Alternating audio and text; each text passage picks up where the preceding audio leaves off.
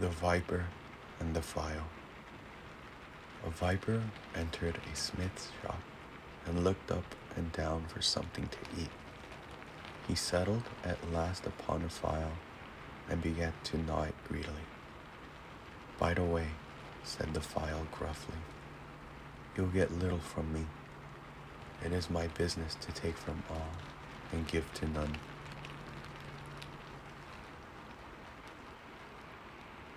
The Fox and the Bramble. A fox, hotly pursued by the hounds, jumped through a hedge, and his feet were sadly torn by a bramble that grew in the midst. He fell to licking his paws, with many a curse against the bramble for its unkind treatment. "Softly, softly, good words, if you please, Master Reynard," said the Rambler. "I thought you knew better than to lay hold of one whose nature it is to lay hold of others."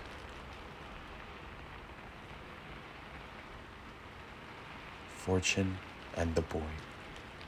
A little boy, quite tired out with play, stretched out and fell sound asleep close to the edge of a deep well.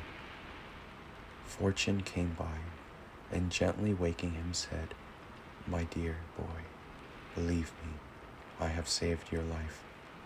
If you had fallen in, everybody would have laid the blame on me.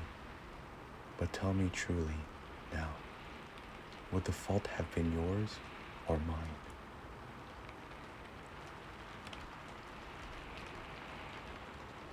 The Man and His Goose.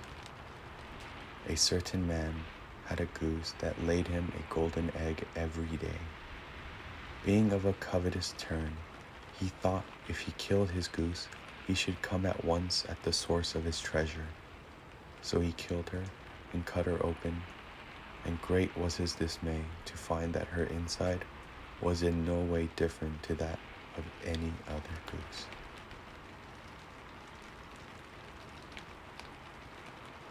The Peacock and the Crane.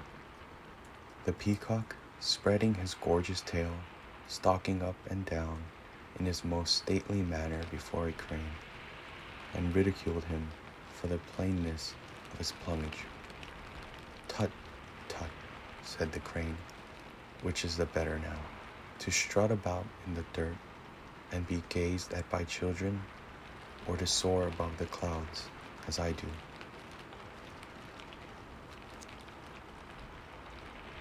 The Bull and the Goat. A bull, being pursued by a lion, spied a cave and flew towards it, meaning to take shelter there. A goat came to the mouth of the cave, and menacing the bull with his horns, disputed the passage. The bull, having no time to lose, was obligated to make off again without delay, but not before saying to the goat, "Were it not for the lion that is behind me, I would soon let you know the difference between a bull and a goat."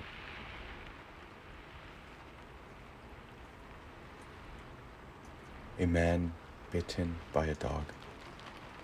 A man who had been sadly bitten by a dog was advised by an old woman as a cure to rub a piece of bread on the wound and give it to the dog that had bitten him.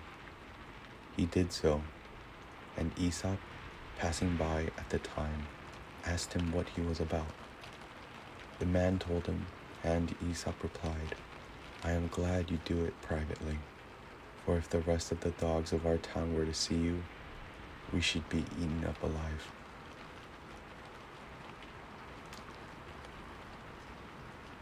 The Stag and the Fawn. A fawn once said to a stag, "How is it that you, who are so much bigger and stronger and fleeter than a dog, are in such a fright when you behold one? If you stood your ground and used your horns, I should think the hounds would fly from you." "I have said that to myself, little one, over and over again," replied the stag, "and made up my mind to act upon it. But yet, no sooner do I hear the voice of a dog then I am ready to jump out of my skin.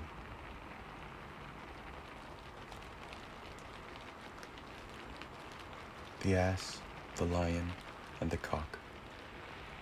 An ass and a cock, feeding in the same meadow, were one day surprised by a lion. The cock crowed loudly, and the lion, who was said to have a great antipathy to the crowing of a cock, at once turned tail and ran off again. The ass, believing that it was from fear of him that the lion fled, pursued him. As soon as they were out of hearing of the cock, the lion turned round upon the ass and tore him in pieces.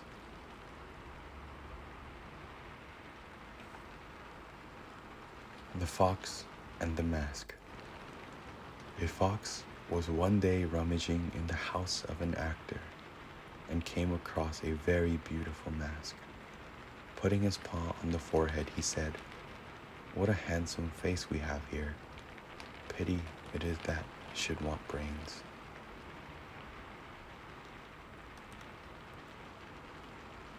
Death and Cupid. Cupid, one sultry summer's noon, tired with play and faint with heat, went into a cool grotto to repose himself. This happened to be the cave of Death. He threw himself carelessly down upon the floor, and his quiver, turning upside down, all the arrows fell out and mingled with those of Death, which lay scattered about the place. When he awoke, he gathered them up as well as he could, but they were so intermingled that although he knew the proper number to take, he could not rightly distinguish his own. Hence, he took up some of the arrows which belonged to Death and left some of his.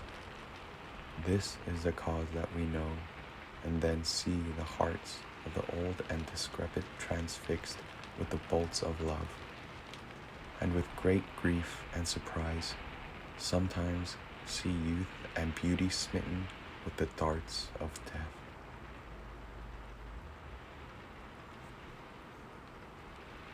The Lion, the Tiger, and the Fox.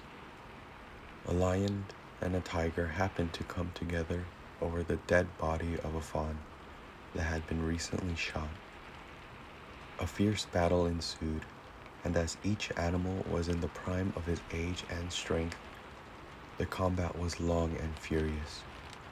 At last, they lay stretched on the ground panting, bleeding, and exhausted, each unable to lift a paw against the other. An impudent fox, coming by at the time, stepped in and carried off before their eyes the prey on account of which they had both suffered so much.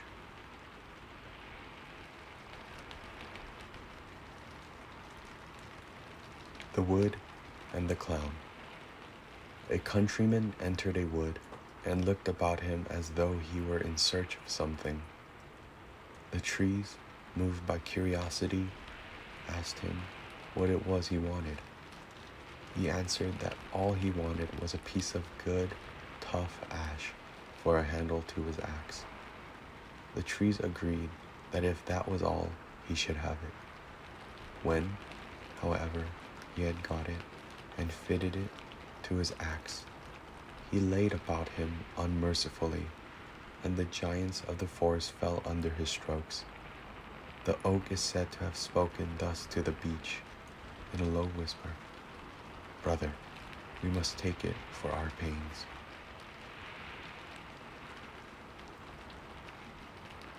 The Harper. A man who used to play upon his harp and sing to it in wine shops and other small places of entertainment was led by the applause which his efforts made with there to desire a larger sphere in which to display his talents. He fancied if he could only be once allowed to play and sing upon the stage of the public theater, renown and fortune must assuredly follow.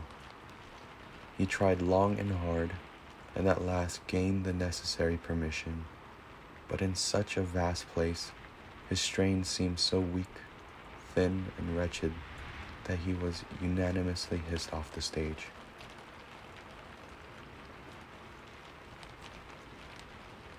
The river fish and the sea fish. A large, overgrown pike was carried out to sea by a strong current. He gave himself great airs on account of what he considered his superior race and descent, and despised the sea fishes among whom he found himself. "You value yourself at a great price," said a little stranger, "but if ever it is our fate to come to the market, you will find that I am thought a good deal more of there than you." The horse and the stag. The horse, having quarreled with the stag, and being unable to revenge himself upon his enemy, came to a man and begged his help. He allowed the man to saddle and bridle him, and together they ran down the stag and killed him. The horse neighed with joy, and thanking his rider warmly, asked him now to remove his saddle and let him go. "No, no," said the man, "you are much too useful to me as you are." The horse thenceforward served the man and found that he had gratified his revenge at the cost of his liberty.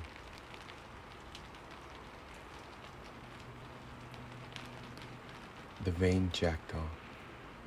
A jackdaw, having dressed himself in feathers which had fallen from some peacocks, strutted about in the company of these birds, and tried to pass himself off as one of them.